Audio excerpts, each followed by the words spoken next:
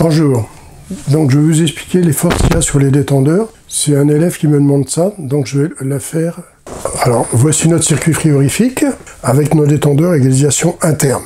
Donc on verra après l'externe pour les forces, mais on va voir déjà l'interne. Alors dans le détendeur, je vous joindrai les vidéos que j'ai déjà fait sur le détendeur avec l'intérieur du détendeur pour que vous compreniez mieux. Alors ici, sur ce détendeur-là, il y a trois forces qui s'exercent sur le détendeur égalisation interne. Le bulbe ici, où le gaz est enfermé dedans, il se trouve au-dessus ici. Donc il est enfermé, il ne correspond pas du tout avec la partie de là. Donc lui, il est enfermé dedans. Donc il se trouve là-dedans. Ce gaz qui est là, il va se dilater ou se rétracter en fonction de la température qui va lire ici, que nous, on a réglé au préalable. Le bulbe, lui, va donner une force qui va être ici, cette force ici, cette force ici. Donc ici, j'ai deux positions que je vais expliquer après. On a, par contre, deux forces qui vont aller contre celle-ci. Deux forces qui vont aller contre le bulbe. On a la vis de réglage, qui est celle pour régler la surchauffe, qui va aller contre ça, avec un ressort, bien sûr. C'est un petit ressort qui est dedans et qui permet de bouger si ça a besoin de bouger. Et le BP ici, qui est la pression d'évaporation directement dessus. Donc la pression d'évaporation, elle va directement ici en dessous.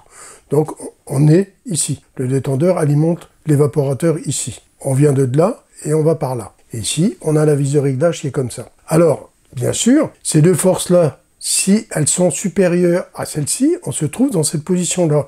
C'est-à-dire, on pousse la membrane et on ferme notre détendeur. Donc, quand ces deux forces-là sont supérieures à celle-ci, ça veut dire que la BP est haute et avec la vis de réglage, et que le bulbe des détendeurs est à moins 10, voire même à moins 12, ben là, le détendeur va se fermer.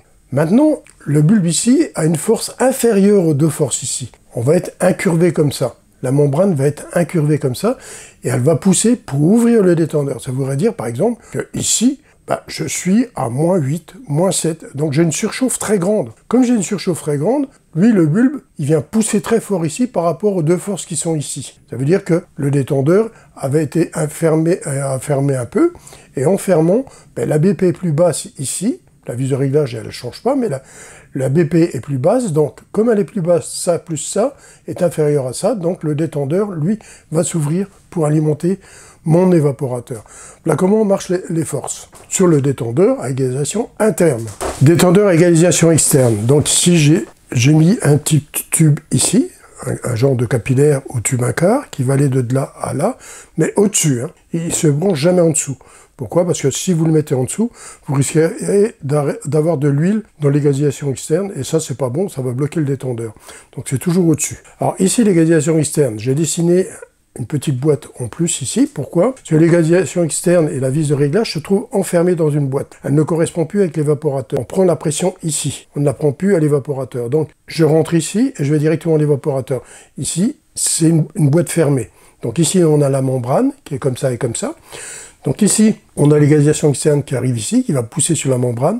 Ici, on a la vis de réglage pour régler la surchauffe.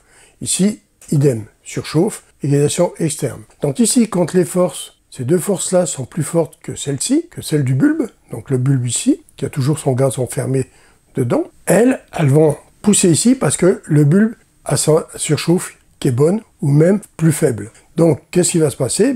Ça se met dans cette position-là parce que les forces sont plus fortes ici, et le détendeur va se fermer. Par contre, ici, l'égalisation externe arrive ici, la vis de réglage pour la surchauffe est ici, le bulbe ici est plus fort que ces deux forces-là. Ça veut dire quoi? Ça veut dire que ici, la surchauffe est très grande. Donc, on aura, par exemple, moins 8, moins 7, donc ça voudra dire que la surchauffe a augmenté.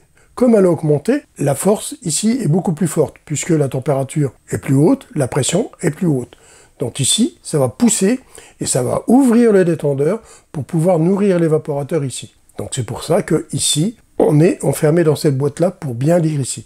Alors le détendeur à égalisation externe, en général, il est relié à un distributeur de liquide pour alimenter un évaporateur qui est beaucoup plus grand qu'un évaporateur avec un détendeur à égalisation interne. Pourquoi il est plus grand?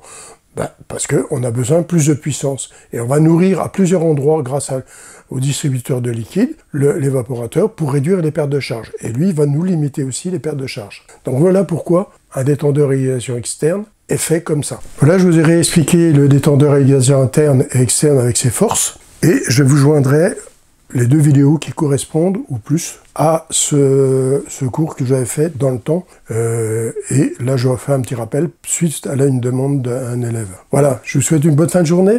À bientôt.